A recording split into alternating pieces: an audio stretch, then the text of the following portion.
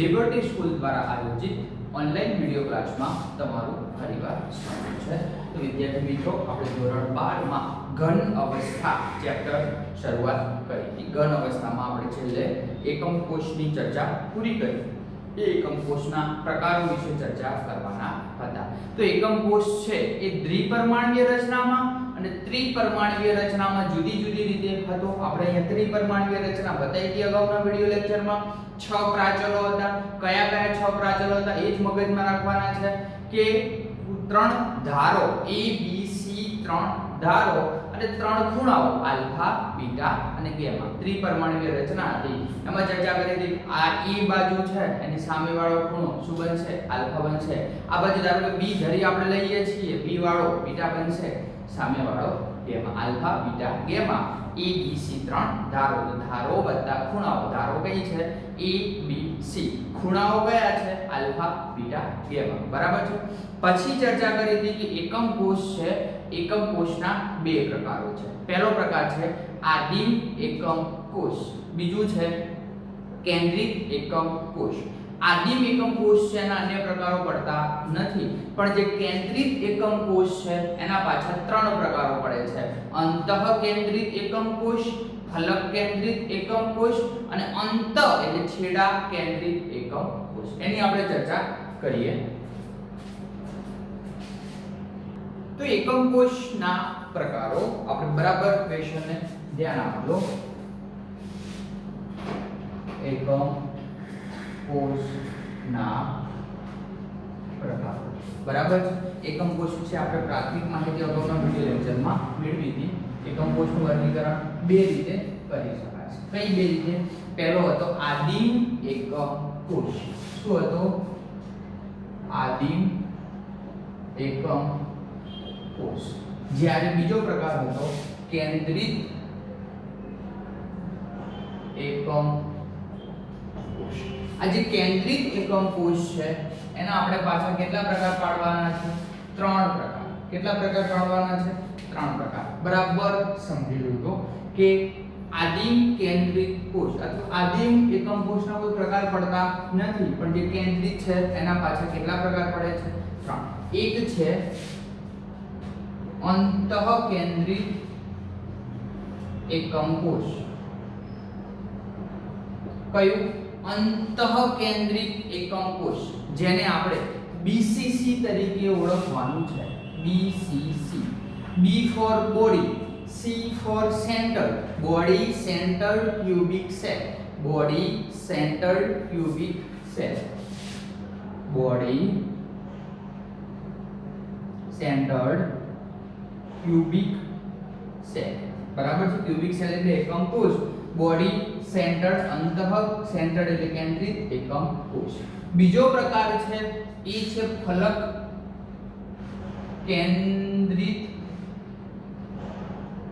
એકમ કોષ। ફલક એટલે દિશા, ફલક એટલે દિશા, બરાબર છે। એનું ટૂંકું સ્વરૂપ થશે FCC। શું થશે? FCC। તો ફલક કેન્દ્રિત, અંતઃ કેન્દ્રિત એટલે તમારે શું યાદ રાખવાનું થશે? BCC, FCC।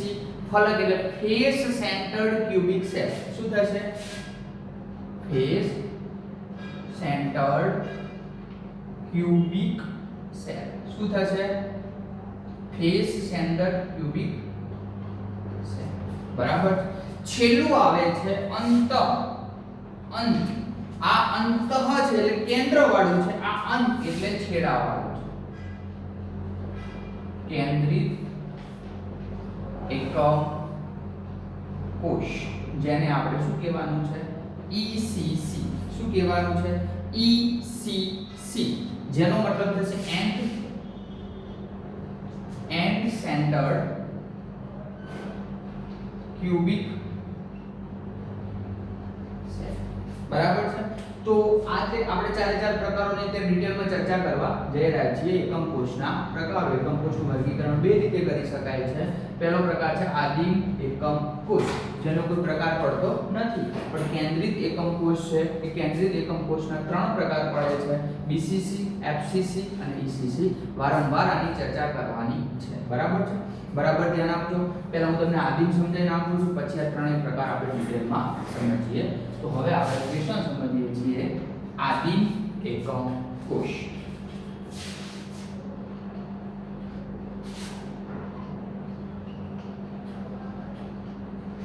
બરાબર છે, બરાબર ધ્યાન આપજો. આપણે હંમેશા ત્રિપરિમાણીય રચનાની ચર્ચા કરવાની છે. બરાબર છે. તો આદિમ એકમ કોષમાં માત્ર ને માત્ર ઘટક કણો તરીકે શું લેવાનું છે? અણુઓ પણ હોય, પરમાણુઓ પણ હોય, આયનો હોય. એ ઘટક કણો માત્ર ને માત્ર ખૂણા પર જ હાજર હોય છે. ક્યાં હાજર હોય છે? માત્ર ને માત્ર ખૂણા પર જ હાજર હોય છે.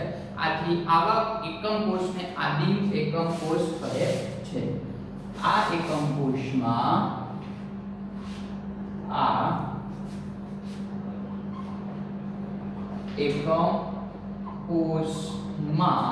ઘટક કણો જેને આપણે અણુઓ કહીશું, પરમાણુઓ કહીશું, આયનો કહીશું. ઘટક કણો એ માત્ર ખૂણાઓ પર હાજર હોય છે. માત્ર ને માત્ર ખૂણા પર હાજર હોય છે, બીજે ક્યાંય હાજર હોતા નથી. આવા એકમ કોષને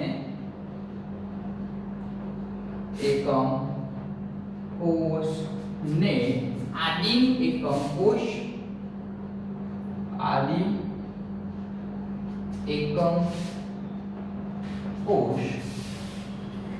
કહે છે. શું કહે છે? આદિમ એકમ કોષ કહે છે. તો હવે આ આદિમ કોષમાં માત્ર ને માત્ર આપણે ચર્ચા કરી શાના પર હાજર હોય છે? ખૂણા પર હાજર હોય છે. તો આપણે દર્શાવવાના છે કેટલા ખૂણા છે, શું છે એની ચર્ચા કરીએ.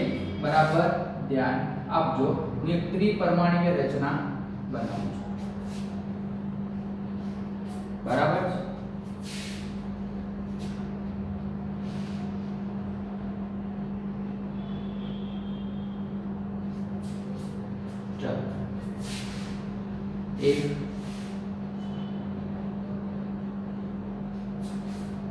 એક તમારી ત્રિપરિમાણીય રચના છે એવું તમારે ધારી લેવાનું. શું છે? ત્રિપરિમાણીય રચના છે. તો આની અંદર કેટલા ખૂણા પડે છે? એ દરેક ખૂણા પર એક ને એક ઘટક કણ હાજર છે. બરાબર છે. પહેલા હું તમને સમજાવી નાખું છું કે એક આ ખૂણો પડે છે, એક ઘટક પરમાણુ આટલે આવેલો છે. બરાબર છે. બીજો આ ખૂણો પડે છે, એક પરમાણુ આટલે છે. ત્રીજો એક આ ખૂણો પડે છે, એક પરમાણુ, એક આ ખૂણો, 4. બરાબર છે. અહીંયા પણ ખૂણો પડે છે 5 6 7. બરાબર છે. તો દરેક પરમાણુ, દરેક ઘટક કણ એ ત્રિપરિમાણીય રચનાના ખૂણા પર ગોઠવાયેલા હોય છે. તો કુલ ખૂણા કેટલા છે? 1 2 3 4 5 6 7 8. તો કુલ ખૂણા કેટલા છે? 8. તો ટોટલ ઘટક કણો કેટલા ગોઠવાયેલા હશે? તો કુલ ઘટક કણો કેટલા ગોઠવાયેલા હશે?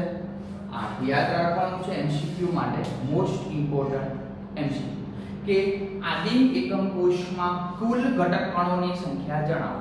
આદિમ એકમ કોષમાં કુલ ઘટક કણોની સંખ્યા જણાવો. તો કુલ કેટલા ઘટક કણો હોય છે? 8, જે 8 ખૂણાઓ પર ગોઠવાયેલા હોય છે. બરાબર. હું તમને સમજાવવાનો ટ્રાય કરું. દાખલા તરીકે તમે વિચારી લો કે મારી હાથમાં જે એકમ કોષ છે એ આદિમ એકમ કોષ છે. શું છે? આદિમ એકમ કોષ છે. તો આના કેટલા ખૂણાઓ થાય છે? કેટલા ખૂણાઓ થાય છે? તો તમને એક આ ખૂણો દેખાય છે, તો એક પરમાણુ અહીંયા ગોઠવાયેલો છે, એક બાજુ વાળો થાય છે, બીજો પરમાણુ અહીંયા ગોઠવાયેલો છે, 2. એની સામે વાળો એક ખૂણો બને છે, તો ત્રીજો પરમાણુ આટલે ગોઠવાયેલો છે, 3. એની બાજુ વાળો એક ખૂણો છે, ટોટલ 4. તો 1 2 3 4. 4 ખૂણાના 4 પરમાણુ થઈ ગયા. હવે નીચેની બાજુ જુઓ તો એક ખૂણો અહીંયા પડે છે, તો 5. એક ખૂણો આ બાજુ પડે છે, 6. 6 ખૂણો એક આની પાછળ પડે છે, એટલે અહીંયા 7 અને 8. ટોટલ ખૂણાઓ કેટલા થયા? 1 2 3 4. આની પાછળ વાળો 5 6 7 8. ટોટલ પરમાણુ કેટલા થયા? ઘટક કણો 8, કે 1 2 3 4. તો આ રીતે તમારું ત્રિપરિમાણીય રચના છે, તમે વિચારી લેવાનું. બરાબર છે.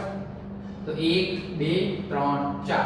4 આગળ વાળા, 4 એની પાછળ વાળા. ત્રિપરિમાણીય રચના આપણે આ રીતે સમજી શકીએ છીએ. 1 2 3 4 5 6 7 ને 8 8 ખૂણા પર ગોઠવાયેલા હોય છે આપણે એને આદિમ કોષ કહેવાનું છે બરાબર ફટાફટ આટલું લખી લો પછી આપણે આ ત્રણ પ્રકારો છે એની ચર્ચા થોડી ડિટેલમાં કરવા જઈ રહ્યા છે ફટાફટ 2 મિનિટમાં પોઝ કરી અને ફટાફટ આટલું લખી નાખો એમસીક્યુ આમાંથી પૂછવાની શક્યતા રહેલી છે એમસીક્યુ ખાસ તૈયાર કરવાના છે પોઝ કરી અને લખી લેજો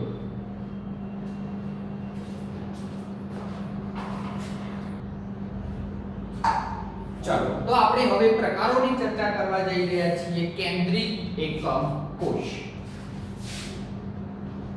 કેન્દ્રિત એકમ કોષ આ કેન્દ્રિત એકમ કોષના ત્રણ પ્રકારો પાડવાના છે BCC body centred cubic cell અંતઃકેન્દ્રિત એકમ કોષ એફસીસી ફલક કેન્દ્રિત એકમ કોષ ફેસ સેન્ટર્ડ ક્યુબિક સેલ અને ECC end centred cubic cell એમાં આપણે પહેલો પ્રકાર જોઈએ છીએ બરાબર ધ્યાન આપજો અંતઃકેન્દ્રિત એકમ કોષ અંતઃકેન્દ્રિત એકમ કોષ BCC body centred cubic cell તો આની રચના ત્રિપરિમાણીય રચના વાળી છે હમણાં હું સમજાવું છું પણ આ ત્રિપરિમાણીય રચનામાં દરેક ખૂણા પર ઓલરેડી 8 પરમાણુ તો હશે દરેક ખૂણામાં 8 પરમાણુ હશે સાથે આપણે કેન્દ્રની ચર્ચા કરવાની છે કેટલાક પરમાણુ કેન્દ્રમાં પણ આવેલા હશે બરાબર છે તો એનો મતલબ શું થશે કે 8 ખૂણાઓ પર 8 પરમાણુ તો હશે પણ એક કેન્દ્રમાં પરમાણુ હશે શું હશે કેન્દ્રમાં પરમાણુ હશે તો 8 ખૂણાઓ પરના 8 પરમાણુ અને એક કેન્દ્ર પરનો પરમાણુ જે અંતઃકેન્દ્રમાં આવેલો હશે બરાબર છે તો અહીં એકમ કોષ આપણે પહેલા દોરી અને સમજીએ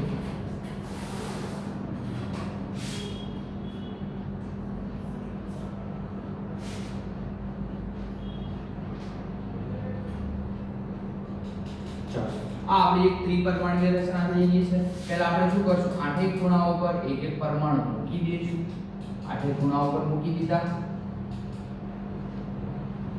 બરાબર છે 1 2 3 4 5 6 7 અને 8 તો અંતઃકેન્દ્રિત શબ્દ વાપરેલો છે અંતઃકેન્દ્રિત નો મતલબ શું થશે કે એક પરમાણુ છે એ એક પરમાણુ અંતઃકેન્દ્રમાં આવેલો હશે તો આ જે મેઈન કેન્દ્ર હશે એ કેન્દ્રમાં પરમાણુ આવેલો હશે તો 8 ખૂણાઓ પરના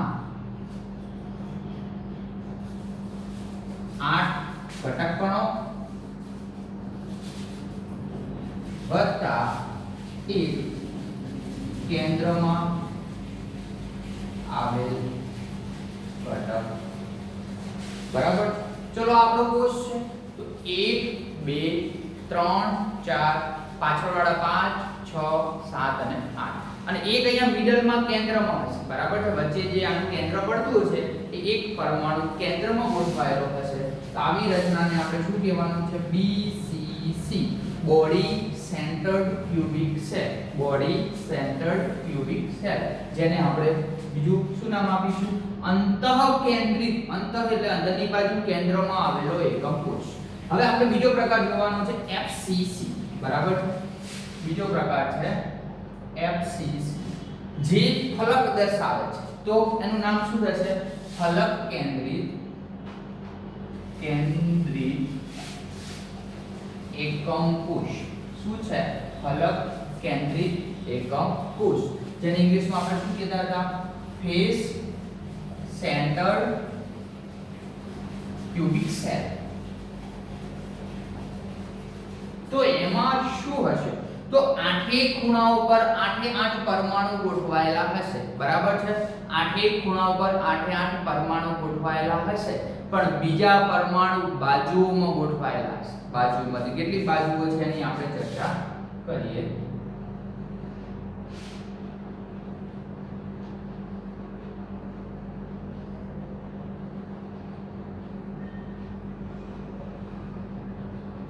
बराबर एकम कोश एक परमाणु 2 3 4 5 6 7 8 बराबर तो कुल परमाणु કેટલા થાય ખૂણાઓ પરના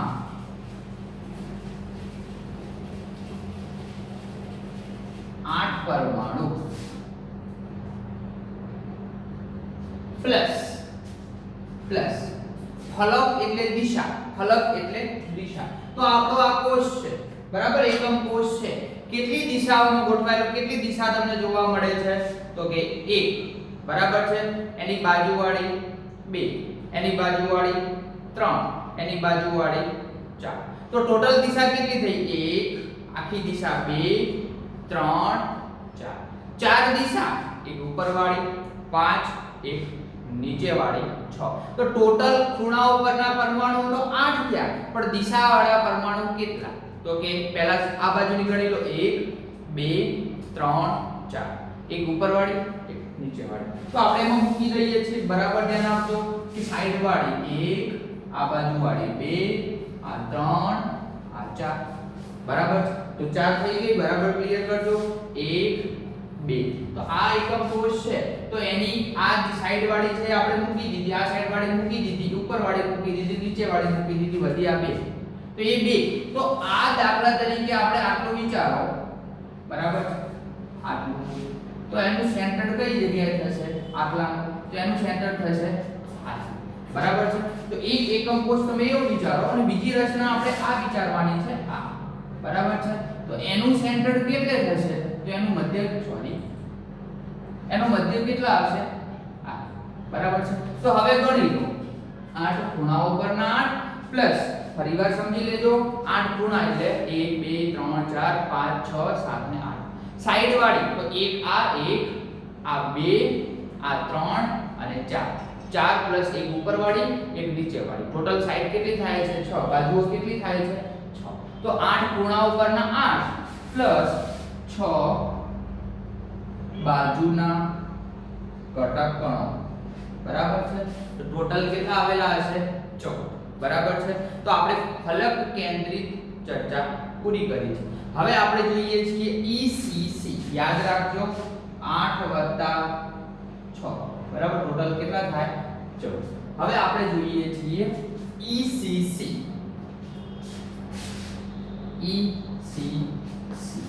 બરાબર, અંત. E એટલે એન્ડ, એન્ડ એટલે અંત કેન્દ્રિત એકમ કોષ. અંત કેન્દ્રિત એકમ કોષ. બરાબર છે. તો એની અંદર શું હશે? ECC એટલે and, END, cell cubic cell, and cell cubic cell. બરાબર છે. સોરી, એન્ડ સેન્ટર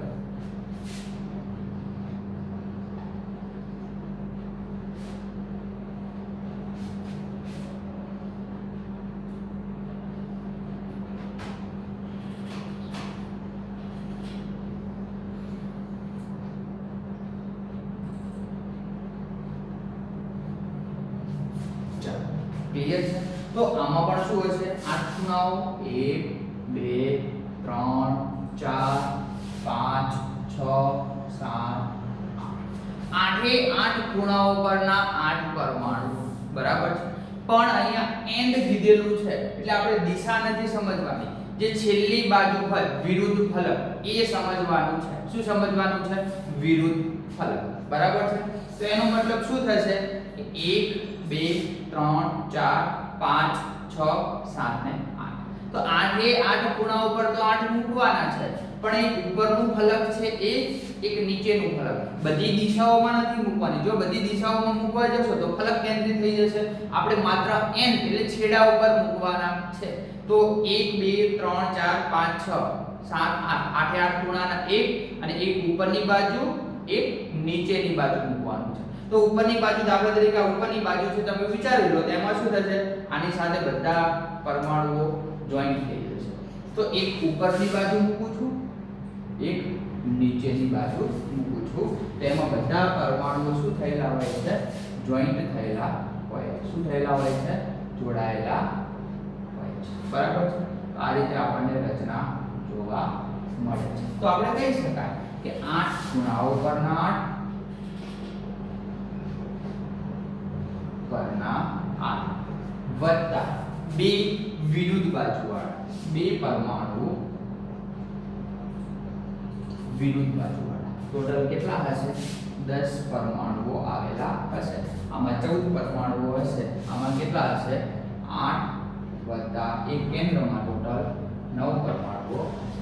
MCQ માટે મોસ્ટ IMP વારંવાર હું ચર્ચા કરીશ. BCC, FCC, આ તે તો આપણા મગજમાં ક્લિયર થવું જોઈએ. હવે હું BC શબ્દ મૂકું એટલે તમારા મગજમાં ક્લિયર થાય કે BCC એટલે 8 ખૂણા એક કેન્દ્રમાં, FCC 8 ખૂણા 6 બાજુઓ, ECC નો ઉપયોગ થોડો ઓછો આવે છે પણ આ બે ચર્ચા આપણે થોડી વધારે કરવાની છે. ક્લિયર છે?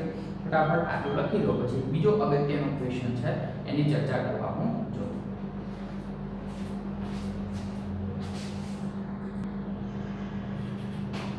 ચલો તો વિદ્યાર્થી મિત્રો, એકમ કોષની ચર્ચા પૂરી થાય છે પછી આપણો બીજો ક્વેશ્ચન છે બ્રેવિસ લીટીસ પર ટૂંકનોંધ લખો.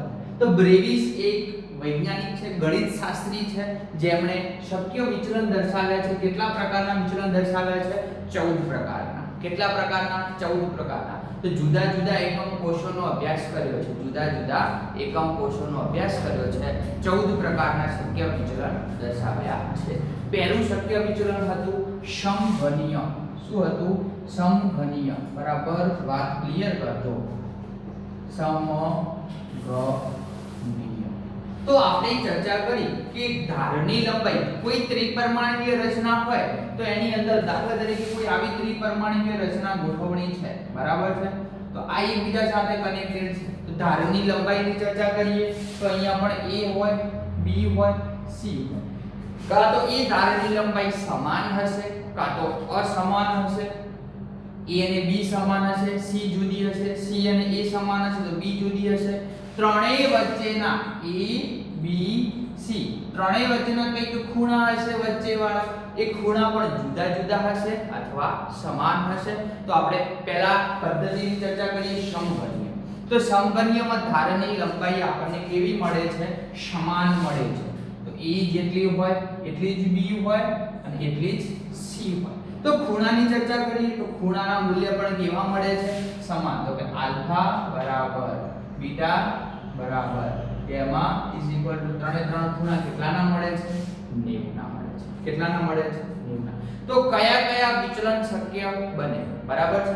તો આદિમ બને. આદિમ એકમ કોષ આ પ્રકારનો છે. પછી ફલક એક કેન્દ્રિત એકમ કોષ અને અંતઃ એકમ કોષ. પહેલો કયો બનશે? આદિમ એકમ કોષ હોય એ પણ આ પ્રકારનું વિચલન દર્શાવે. બીજી ચર્ચા કરીએ ફલક હોય, ફલક કેન્દ્રિત એ પણ આ પ્રકારનું વિચલન દર્શાવે. ત્રીજી ચર્ચા કરીએ છીએ તો કે આદિમ હોય, ફલક હોય કે અંતઃ કેન્દ્રિત હોય. શું હોય? અંતઃ કેન્દ્રિત હોય એ પણ આ પ્રકારનું વિચલન દર્શાવે છે. એનો મતલબ શું થાય કે ધારની લંબાઈ A, B, C સમાન છે. દાખલા તરીકે આ એકમ કોષ છે તો એક આ લંબાઈ, એક આ, બે અને એક આ બાજુવાળી 3. આને હું A કહું, આને B કહીશ, આને C કહીશ. તો ત્રણે ત્રણ કેવી છે? સમાન છે. સામાં? સમઘનમાં 1, 2, 3 ત્રણે ત્રણ કેવી છે? સમાન છે. તો સમઘનીય બને છે. બરાબર છે? તો ઉદાહરણ લઈએ NaCl, Cu, ZnS વગેરે. NaCl, કોપર, ઝિંક સલ્ફાઇડ અથવા ઝિંક બ્લેન્ડ વગેરે. બરાબર છે? તો પહેલો પ્રકાર હતો સમઘનીય. તો આવા જુદા જુદા પ્રકાર આપણે જોવાના છે. બીજો પ્રકાર છે ચતુષ્કોણીય. શું છે? ચતુષ્કોણીય. કેવો છે? ચતુષ્કોણીય. તો ચતુષ્કોણીયમાં શું સમાનતા જોવા મળતી નથી? તો કે A બરાબર B નોટ બરાબર C. બરાબર છે? તો એનો મતલબ શું થાય કે ત્રણેય ધારો પૈકી, ત્રણ ધારો હશે A, B અને C પૈકી A અને B સમાન હશે. A અને B સમાન હશે. પણ જો એક ધાર અલગ હશે તો એવું જરૂર નથી કે B ને C અલગ હોય. A ને C સમાન હશે તો B ટૂંકાઈ લંબાઈમાં ટૂંકી હશે. બરાબર છે? A, B અને C પણ એક ધાર સમાન નથી. ત્રણે ત્રણ ધારો પૈકી અહીંયા ત્રણે ત્રણ ધારો સમાન હતી લંબાઈની. અહીંયા ત્રણ ધારો પૈકી બે ધારો સમાન છે. ચાહે A ને B સમાન હોય, B ને C સમાન હોય તો A અલગ હશે, A અલગ હશે તો B ને C. તો એ રીતે આપણે શક્ય વિચલન દર્શાવી શકીએ છીએ. એમાં ખૂણાના માપ પણ કેટલા હશે? સમાન હશે. આલ્ફા બરાબર બીટા બરાબર ગામા બરાબર 90 બરાબર છે। તો એમાં કયા કયા વિચલન શક્ય બનશે બરાબર છે। તો બે વિચલન શક્ય બનશે, આદિમ બરાબર છે, ધ્યાન આપજો અહીંયા પૂરું થાય છે। બીજું કયું વિચલન શક્ય બનશે ચતુષ્કોણીયમાં, તો કે આદિમ શક્ય બનશે અને બીજું શક્ય બનશે અંતઃકેન્દ્રિત। એક આદિમ શક્ય બનશે, એક અંતઃકેન્દ્રિત શક્ય બનશે। તો એના ઉદાહરણની ચર્ચા કરીએ બરાબર છે। તો ટી ને લઈ લો, Sn, તો સફેદ ટી, પછી SnO2,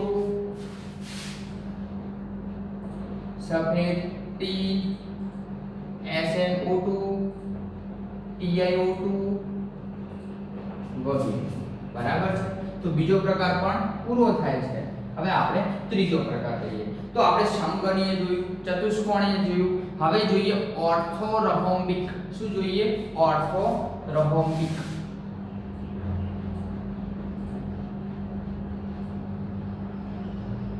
બરાબર છે। તો એની અંદર શું હશે ઓર્થોરોમ્બિકમાં કે ત્રણેય ધારના મૂલ્ય a બરાબર b બરાબર c not equal to b not equal to c।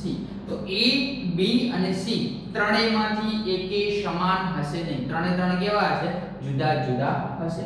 જો ત્રણ જુદા જુદા હોય છે તો એના મૂલ્ય પણ કેવા છે? આલ્ફા બીટા ગામા બરાબર 90 ડિગ્રી।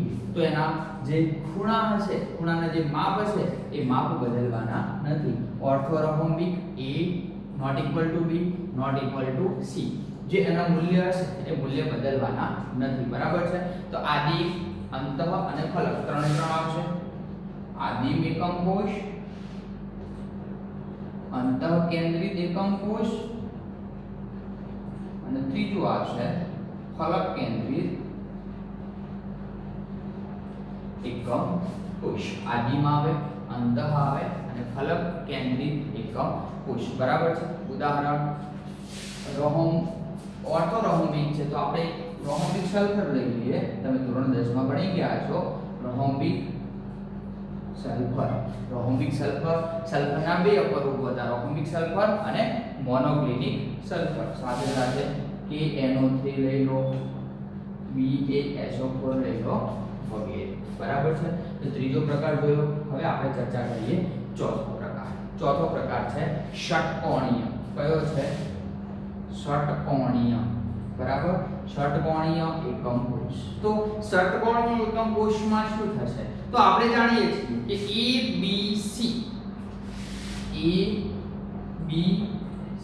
તો આમાં પણ કોઈ પણ બે ધારો સમાન હશે પણ એક ધારો શું હશે? અલગ હશે। કોઈ પણ બે ધારો A B સમાન છે પણ C શું છે? અલગ અલગ। તો બે ધારો સમાન છે પણ બે ધારો પૈકી એક ધાર અલગ અલગ છે, તો એમાં શું થશે? આલ્ફા અને બીટા બરાબર જો 90 મળે છે પણ ગામા બરાબર કેટલા મળે છે? 120। આલ્ફા બીટા બરાબર 90 ડિગ્રી મળે છે, એનો ખૂણો હોય છે 90 નો બને છે, ગામાનો કેટલો બને છે? 120 બરાબર છે। તો એક જ કોષ હશે, કયો હશે?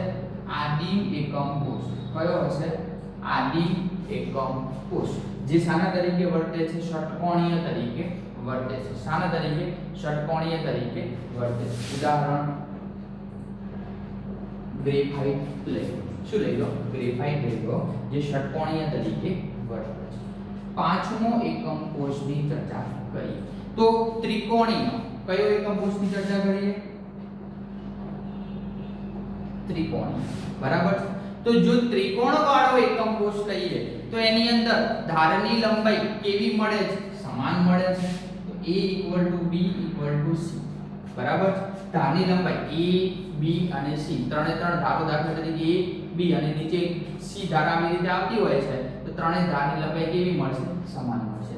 જો A B C સમાન મળતું હશે તો A આલ્ફા બીટા ગામા બરાબર કેટલું મળશે? 90 ડિગ્રી। પણ બે ખૂણા સમાન હશે પણ એક ખૂણો અલગ હશે। A અને આલ્ફા બીટા સમાન હોય તો એક ગામા અલગ હશે, ગામા અને આલ્ફા સમાન હોય તો બીટા અલગ હશે। તો એમાં પણ કયો એકમ કોષ આવશે? માત્ર ને માત્ર આદિમ। કયો આવશે? આદિમ એકમ કોષ, જે શું છે? ત્રિકોણીય છે બરાબર છે। તો ઉદાહરણ તરીકે CaCO3 બરાબર. સાતમું ઉદાહરણ લઈએ છીએ મોનોક્લિનિક એકમ કોષ. તો રોમ્બિક આયુ પછી આવે છે મોનોક્લિનિક.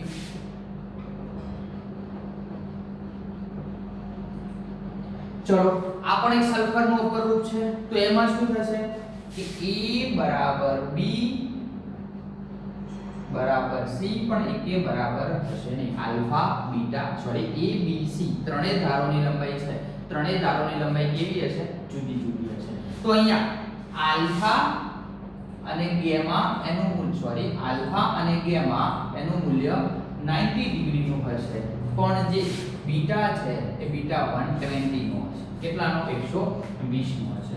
જો બીટા 120 નો હશે એનો મતલબ શું થાય? આલ્ફા બીટા અને અલગ અલગ છે. તો એની અંદરથી આદિમ અને અંતઃકેન્દ્રિત બે પ્રકારના એકમ કોષોનો અભ્યાસ આપણે કરી શકશું. આદિમ અને અંતઃકેન્દ્રિત બરાબર. તો ઉદાહરણ તો છે મોનોક્લિનિક. તો મોનોક્લિનિક સલ્ફર બરાબર ધ્યાન આપજો. મોનોક્લિનિક સલ્ફર. બીજું એક લેવાનું છે Na2SO4. શું લેવાનું છે? Na2SO4. અને આઠમો પ્રકાર સોરી સાતમો પ્રકારની ચર્ચા કરીએ. છઠ્ઠો પછી સાતમો. તો આ જુદા જુદા પ્રકારના એકમ કોષો શું દર્શાવે છે કે ધારની લંબાઈ કેવી હોય છે? જુદી જુદી હોય છે. ખૂણાઓ શું છે? શક્ય વિચલન દર્શાવે છે. તો છેલ્લો છે ટ્રાઇક્લિનિક. કેવો છે? ટ્રાઇક્લિનિક. કેવો છે? ટ્રાઇક્લિનિક એકમ કોષ. એમાં શું હશે? A not equal to B not equal to C. A B અને C ત્રણેય ધારની લંબાઈ કેવી હશે? સમાન હશે. તો અહીંયા પણ શું હશે? સોરી આલ્ફા બીટા કેટલાનો હશે? 90 ડિગ્રીનો હશે. તો આલ્ફા A B વચ્ચે આલ્ફા બનતો હોય, A અને B ની સામેની A ની સાઈડ સામેની સાઈડ આલ્ફા બનતો હોય, B ની સામેની સાઈડ બીટા બનતો હોય. તો આલ્ફા અને બીટાનું મૂલ્ય સમાન હોય છે. કેટલું હોય છે? 90 ડિગ્રી. પણ C સમાન હોતો એટલે ગામા સમાન હોતો નથી. તો માત્ર એક જ શક્ય બનશે. કયો બનશે? આદિમ. કયું શક્ય બનશે? આદિમ એકમ કોષ. કયું બનશે? આદિમ એકમ કોષ. ઉદાહરણ K2Cr2O7 અને CuSO4. કયું બનશે? K2Cr2O7 અને CuSO4 બરાબર.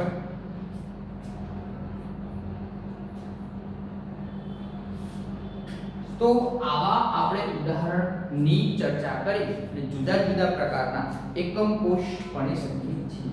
તો આ ટેબલ તમને ક્યાં ઉપયોગી છે? તો આ ટેબલ પરીક્ષામાં જે MCQ પૂછાય છે એ MCQ માટે મોસ્ટ ઇમ્પોર્ટન્ટ છે.